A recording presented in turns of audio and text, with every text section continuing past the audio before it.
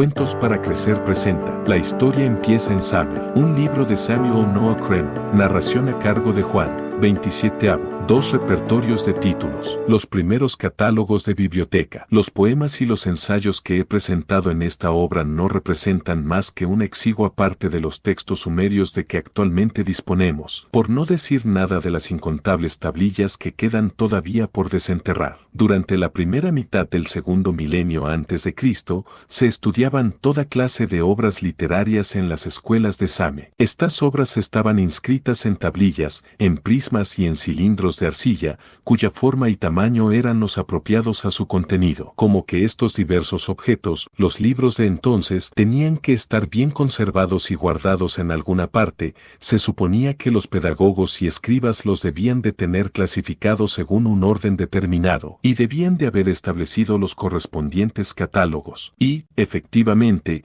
yo descubrí en 1942 dos repertorios de este género, uno de ellos se halla en el Louvre y el otro en el Museo de la Universidad de Filadelfia. Este último es una tablilla minúscula, de poco menos de 6 centímetros y medio de longitud por un poco más de 3 centímetros y medio de anchura, y se halla en excelente estado de conservación. El escriba que la redactó consiguió inscribir los títulos de 62 obras en las dos caras, las cuales están divididas en dos columnas, y repartió las 40 primeras en 4 grupos de 10 títulos, separando los unos de los otros con un trazo, y las 22 últimas en un grupo de 9 y otro de 13 títulos. Actualmente conocemos, en totalidad o parcialmente, por lo menos 24 de las obras a las que dichos títulos corresponden, y es muy posible que tengamos largos fragmentos de los textos de las demás, pero como que los títulos de las obras sumerias se componían de una parte de la primera línea y, en general, de las primeras palabras de esta, resulta imposible identificar los títulos de los poemas o de los ensayos cuyo comienzo ha desaparecido. No debe imaginarse el lector que me ha bastado un simple vistazo para comprobar que la tablilla en cuestión era un catálogo. Yo la había visto en un armario o vitrina del museo, y cuando me puse a estudiarla no tenía la menor idea de lo que ella pudiera contener. Supuse al principio que se trataría de un poema todavía desconocido y me empeñé en traducirlo como si se tratara de un texto continuo. A decir verdad, la extrema brevedad de sus versos me tenía muy asombrado y no llegaba a comprender por qué motivo el escriba había trazado aquellas líneas entre los diferentes pasajes. Tengo que confesar que no habría podido descubrir que tenía delante un catálogo, a no ser porque el contenido de un gran número de obras sumerias se me había hecho familiar, a consecuencia de los largos años que yo había pasado reuniendo sus dispersos textos. A copia de leer y releer las frases de la pequeña tablilla, terminé por sorprenderme de su analogía con las primeras líneas de diversos poemas o ensayos que yo conocía muy bien. Hice, pues, las comprobaciones precisas y descubrí entonces que mi poema era,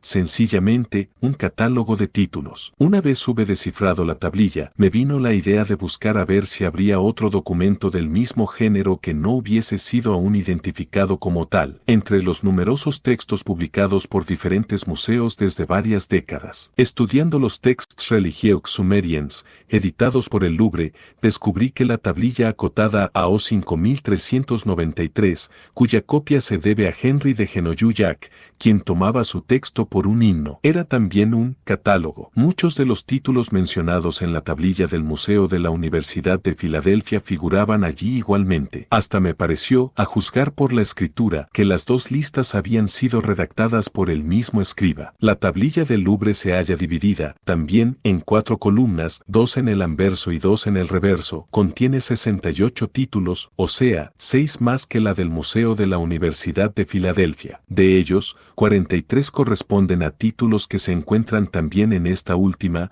aunque no estén siempre inscritos en el mismo orden. En cambio, 25 títulos de la tablilla del Louvre no figuran en la de Filadelfia. De ellos, 8 designan unas obras que actualmente poseemos en gran parte. En conjunto, las dos listas mencionan 32 obras que conocemos. Es difícil saber qué regla siguió el escriba para redactar sus catálogos, porque los 43 títulos que son comunes a ambas listas no figuran en el mismo orden en una y otra. A priori, se podría pensar que las obras fueron clasificadas según su contenido, pero es Este es el caso únicamente de los 13 últimos títulos de la tablilla del Museo de la Universidad de Filadelfia, títulos que corresponden a textos educativos. Hay que hacer notar que en la tablilla del Louvre no figura ninguno de estos títulos. No sabemos todavía para qué servían exactamente estos catálogos y nos vemos reducidos a hacer conjeturas. Quizás el escriba que los redactó quiso anotar los títulos de estas tablillas en el momento en que las embalaba en una jarra o las retiraba de ella, o acaso cuando las disponía en los estantes de la biblioteca de la Casa de las Tablillas. Es posible que el orden de los títulos que figuran en los dos documentos haya sido, principalmente, función del tamaño de las tablillas. Únicamente si se hacen nuevos descubrimientos podremos resolver el problema. Entre los títulos mencionados en los dos catálogos, algunos corresponden a obras de las que ya he hablado en los dos capítulos precedentes, y son: 1. En Enigdue, El Señor, lo que conviene. Tercer título de la tablilla del Museo de la Universidad de Filadelfia, y quizás también de la tablilla del Louvre, desgraciadamente mutilada en este lugar. Este título designa el poema mítico que yo he denominado La creación del Asadón, sobre cuyas primeras líneas me he fundado para exponer, en el capítulo 13, el concepto sumerio de la creación del mundo. 2. Enlil Suduce, Enlil extendiéndose a lo lejos, quinto título de las dos listas. Designa un himno a Enlil, del cual ya he citado largos pasajes en el mismo capítulo 13. 3. Uña, los días de la creación,